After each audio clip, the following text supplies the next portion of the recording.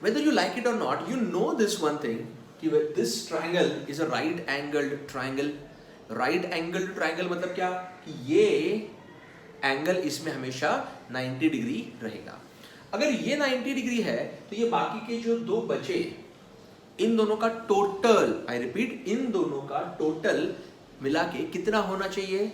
90 degree और होना चाहिए, क्योंकि ट्रायंगल के सारे एंगल्स मिलके कितने होते हैं? 180 डिग्री. उस 180 डिग्री में से ये अकेला ही 90 डिग्री है, तो ये बाकी दोनों मिला के 90 डिग्री होना चाहिए. ऐसे एंगल्स को जिनका टोटल 90 डिग्री होता है, ऐसे एंगल्स जिनका टोटल 90 डिग्री होता है, उनको हम लोग बोलते हैं complementary angles. Complementary angles. For example, अगर ये 30 डिग्री है, एक एग्जाम्पल, अगर ये 30 है तो ये डेफिनेटली 60 रहेगा. अगर ये 20 है तो ये 70 रहेगा. ये तो 90, ये फिक्स है. ये 90 होने के कंडीशन में इन दोनों का वैल्यूज क्या क्या हो सकता है, ये हम लोग देख रहे हैं. तो इन दोनों का वैल्यूज ऐसे रहेगा कि दोनों का टोटल मिलके 90 डिग्री होगा. सो 30 60, 20 70, 10 80. अगर ये 40 डिग्री है तो ये 50 डिग्री. मतलब दो एंगल्स, दो वैल्यूज ऐसे रहेंगे स्टूडेंट जिनका की एडिशन 90 डिग्री आएगा. अब एक quick recollection on sine, cos and tan from this particular. लेकिन उससे पहले ये देखते हैं कि ये एक ट्रायंगल जो मैंने आपके सामने रखा है, ये बहुत ही फेमस ट्रायंगल है. आपको आपके एंट्रेंस एग्जामिनेशन तक के सभी स्टडीज में ये triangle hundreds of times repeat होगा अलग अलग फॉर्म में, और वही आपको मुझे बताना है कि ये एक ही ट्रायंगल कैसे घूमता है अलग अलग फॉर्म में.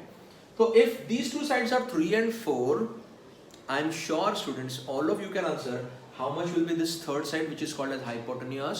अगर ये 3 है, ये 4 है, तो ये कितना रहेगा? डेफिनेटली 5 रहेगा.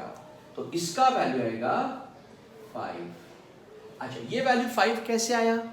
सो this hypotenuse square is equal to side 1 square plus side 2 square, that is your Pythagoras theorem. So 3 square plus 4 square को अगर मैं अंडर रूट डाल दूं रूट के नीचे, तो इसका वैल्यू आपको मिलेगा as hypotenuse, that is 5. So 3 square 9, 4 square 16, root में 9 plus 16, root of 25, that is 5. तो ये हो गया. तो इसके बाद पाइथागोरस का ये एक ट्रिपलेट 3, ये आपने याद ही रखना है. और ये क्या है? सो इट इज 3 4 5 ऐसे साइड्स है. अभी इस ट्रायंगल में ये जो एंगल है जो 3 का ऑपोजिट है, ये हमेशा 37 डिग्री होता है. Always this is 37 degree. ये कितना है? 90 डिग्री, बिकॉज ये राइट एंगल ट्रायंगल है, तो ये तो 90 पक्का. ये 37 होता है. तो अगर ये 37 है स्टूडेंट्स, तो ये कितना होगा? ये एंगल इतना होगा सच दैट इसका और उसका टोटल 90 होना चाहिए. तो 37 में कितना ऐड करेंगे तो 90 होगा? 53. तो अगर आप 53 ऐड करते हो तो 90 डिग्री होगा. सो जैसे मैंने बोला था कॉम्प्लीमेंट्री एंगल्स, तो ये दोनों एंगल्स कैसे हैं? कॉम्प्लीमेंट्री. इन दोनों का टोटल 90 डिग्री. ऐसे दो एंगल जिनका टोटल 90 होता है उनको कॉम्प्लीमेंट्री एंगल्स बोला जाता है. So if this is 37 degree, this is 53 degree, the values are 3 4 and 5. अच्छा, याद कैसे रखेंगे? 3 4 में छोटा कौन सा है? 3. तो छोटे साइड का ऑपोजिट एंगल छोटा 37, बड़े साइड का ऑपोजिट एंगल बड़ा, मतलब इससे बड़ा 53 डिग्री. और 90 डिग्री जो सबसे बड़ा एंगल है इन तीनों में, उसका ऑपोजिट साइड 90 डिग्री का ऑपोजिट कौन है? ये हाइपोटेन्यूज, वो सबसे बड़ा रहेगा. तो 3 एंगल्स हैं 37, 53 एंड 90. 3 4 5 ये उनके रिस्पेक्टिवली ऑपोजिट साइड्स हो गए.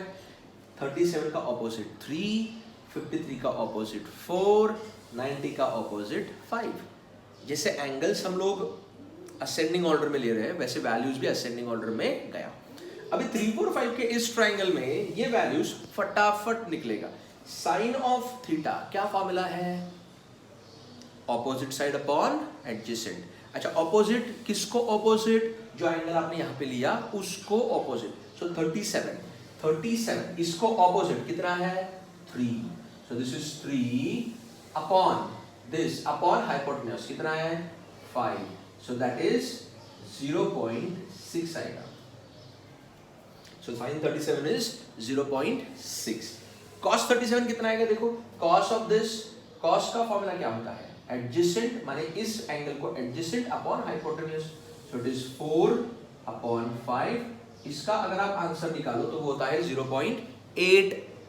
सो 4/5 इज 0.8। तो इसके बाद आप इस रेशियो के लिए sin 37 लिख सकते हो, या sin 37 की जगह पे ये रेशियो यूज कर सकते हो, या फिर 0.6। cos 37 के लिए 4/5 और 0.8। अभी आप अगर देखो, आपने एक चीज सीखा है, sin square theta plus cos square theta is equal to 1। तो sin स्क्वायर ऑफ 37, इसका अगर मैं स्क्वायर करता हूं और इसका भी स्क्वायर करता हूं और दोनों को ऐड करता हूं तो मुझे आंसर 1 आना चाहिए। चेक करो, sin स्क्वायर का मतलब इसका स्क्वायर करो, 3/5 का स्क्वायर कितना आएगा? 9/25। 4/5 का स्क्वायर कितना आएगा? 16/25। तो 9/25 sin square theta, 16/25 cos square theta, दोनों को ऐड करो, 9/25 प्लस 16/25, टोटल कितना हो गया? 9 प्लस 16, न्यूमरेटर को ऐड करो, 25/25। Answer is 1। मतलब ये वैल्यूज हम लोगों ने जो लिया है वो राइट है। एक वेरिफिकेशन भी हो गया, क्रॉस चेक कर लिया। सो sin 37 3/5 0.6, cos 37 4/5 0.8, tan 37 क्या होता है?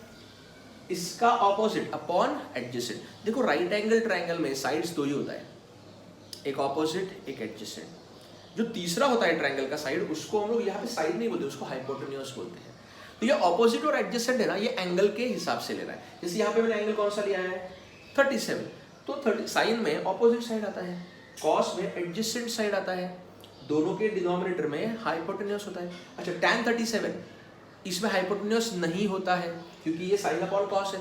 तो आप इन दोनों का रेशियो लो या फिर opposite side upon adjacent side लो, तो आपका आंसर आएगा 3/4 और इसका आंसर आता है 0.75। देखिए आपने अब तक sin 30 हाफ 1/2 मतलब 0.5 देखा है। sin 45 जो 1/√2 होता है, अगर आप 1/√2 को सॉल्व करो ना तो 0.707 ऐसा आंसर आता है। sin 60 √3/2। ये सारे वैल्यूज आपने 30, 45, 60 ऐसे अलग अलग वैल्यूज, 90, 0, साइन का वैल्यू 0 से लेकर 90 तक सारे एंगल्स के लिए आपने देखा है। लेकिन उसके बीच वाले अगर वो ये एंगल्स रहेंगे, जैसे कि ये 37, तो कैसे निकालना है? तो ये एक तरीका है उसका, ये एक स्टैंडर्ड ट्रायंगल है जो बहुत बार आपको रिपीट होगा। अच्छा, अभी इसी ट्रायंगल से आपने ये लिखना है sin 53। अभी एंगल अंडर कंसिडरेशन कौन सा है? 53। तो अगर ये 53 है तो 53 का ऑपोजिट कौन है? 4 और हाइपोटेन्यूज तो अपना 5 है। तो साइन का फॉर्मूला होता है ऑपोजिट अपॉन हाइपोटेन्यूज। अच्छा, कॉस का बोलो, कॉस 53 क्या आएगा? ये 53 है तो इसका adjacent 3 upon hypotenuse that is 5। अच्छा, इसी का tan निकालो, tan 53 क्या आएगा? Opposite 4 upon adjacent that is 3। tan 45 कितना होता है? 1।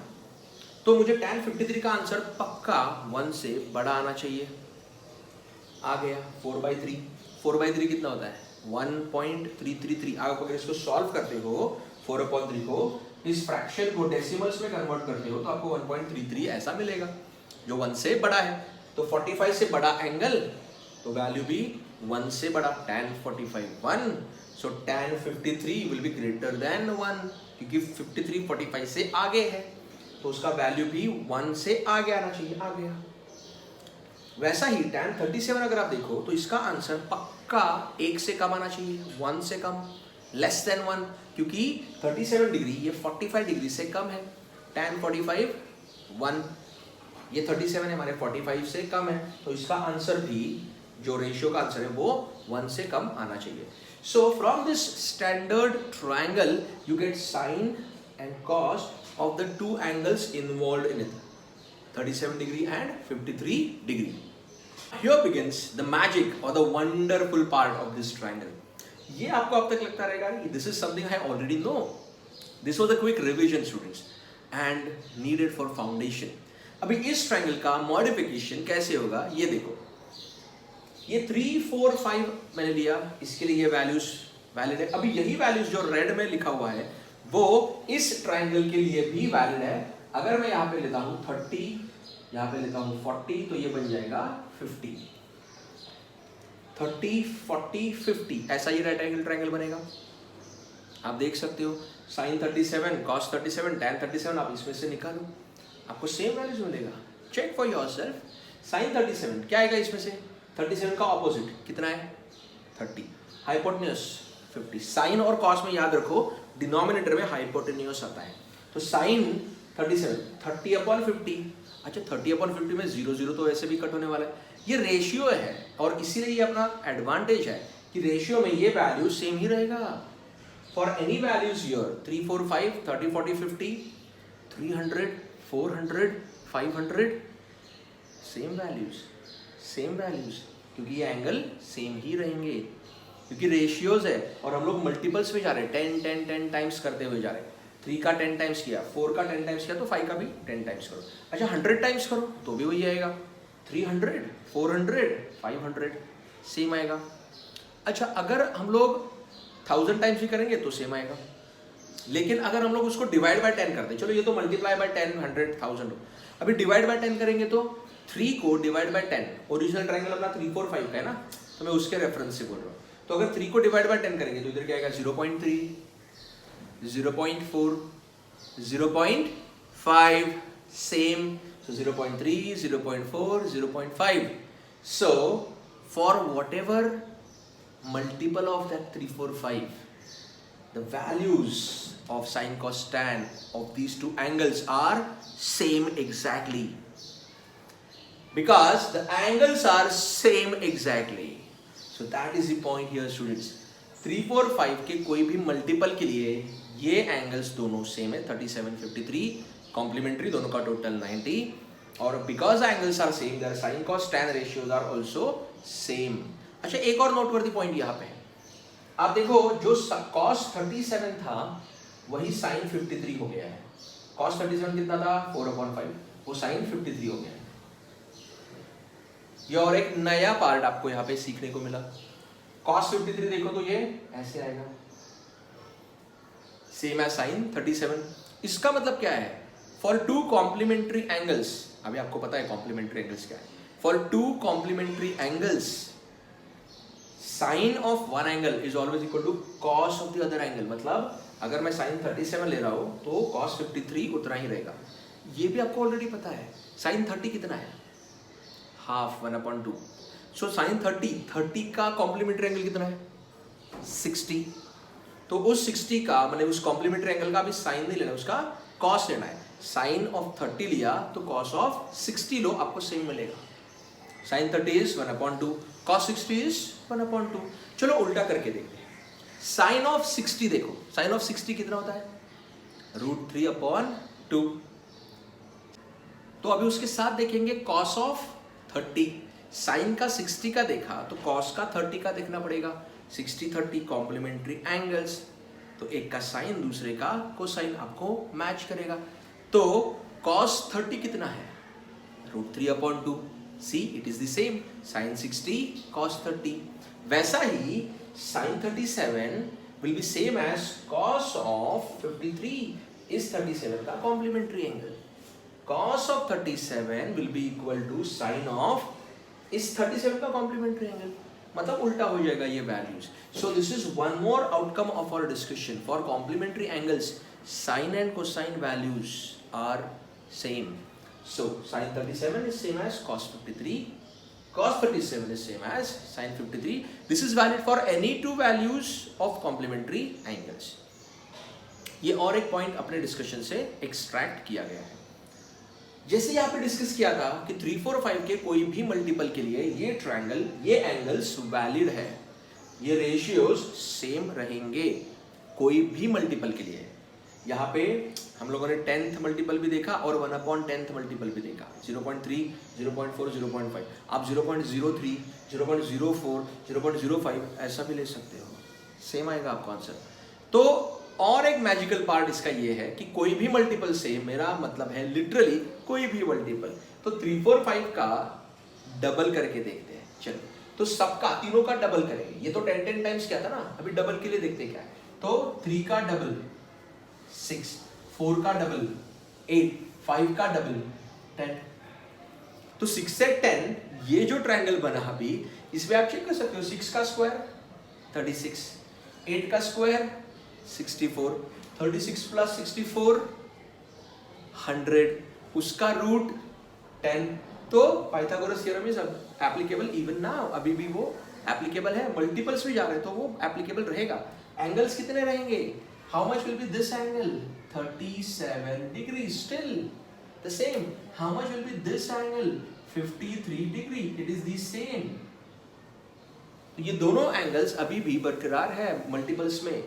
अच्छा, 6 से 10, फिर और क्या ले सकता हूं मैं इसको? और 60, 80, 100, 0.6, 0.8, 1, 0.6, 0.8 एंड 1, ये एप्लीकेबल है।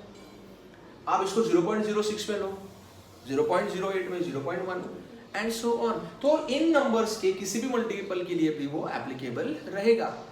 लेकिन मैंने 3, 4, 5 से स्टार्ट किया ना, तो उसको कंटिन्यू करते हैं। 3 का डबल, 4 का डबल, 5 का डबल। अभी ट्रिपल करो, तीनों का ट्रिपल करेंगे तो इधर क्या आएगा? 9, 3 का ट्रिपल, 4 का ट्रिपल 12 और 5 का ट्रिपल 15। ऐसा आप चलने दो 10th मल्टीपल तक और आगे भी। आपको ये जो 3 साइड्स मिलते जाएंगे वो पाइथागोरस में फिट होने वाले ही मिलेंगे। 9 का स्क्वायर 81, 12 का स्क्वायर 144, 81 प्लस 144 225। किसका स्क्वायर है 225? 15 का।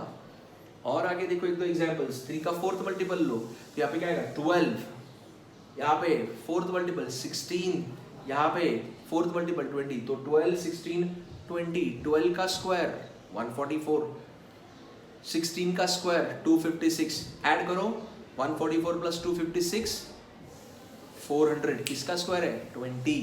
तो that is the magical part of this particular thing student. 3, 4, 5 का एक ट्रायंगल करो और उस 3, 4, 5, हाँ लेकिन तीनों का सेम मल्टीपल लेना है। अगर आपने एक का डबल किया तो दूसरे का भी डबल, तीसरे का भी डबल ही करना है। इस तरीके से सारे सेम मल्टीपल्स के लिए ये राइट एंगल ट्रायंगल 37, 53, 90 डिग्री वाला वैलिड रहेगा, सेम रहेगा। ये वैल्यूज उनके लिए सेम ही रहेंगी। जैसे यहाँ पे एक और लास्ट डेमोन्स्ट्रेशन करके देखते हैं। साइन 37 अगर आप यहाँ पे देखो, साइन 37 क्या आएगा?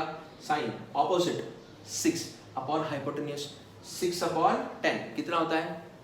0.6। See you got this.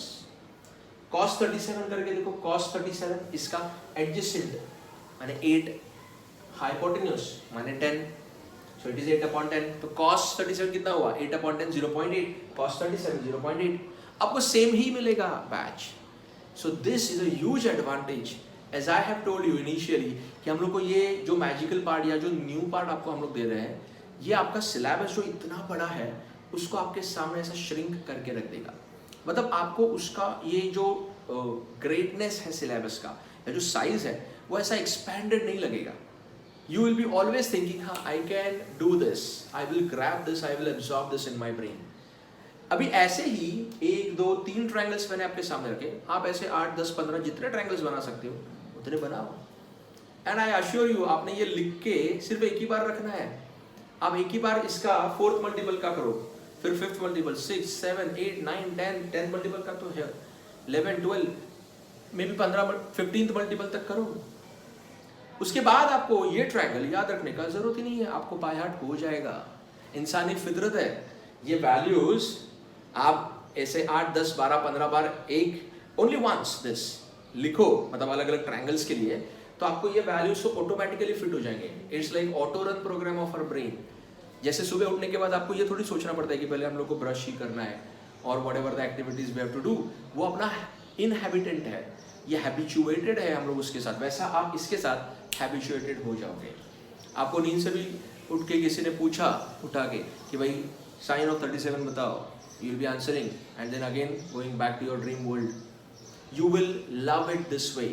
क्योंकि ये इस एक ट्रायंगल में ऐसे 15, 20, 30, 40 बहुत सारे ट्रायंगल्स छुपे हुए हैं जिन सब के लिए एंगल्स 37, 53 है और जिन सब के लिए वैल्यूज साइन कॉस टैन का यही है.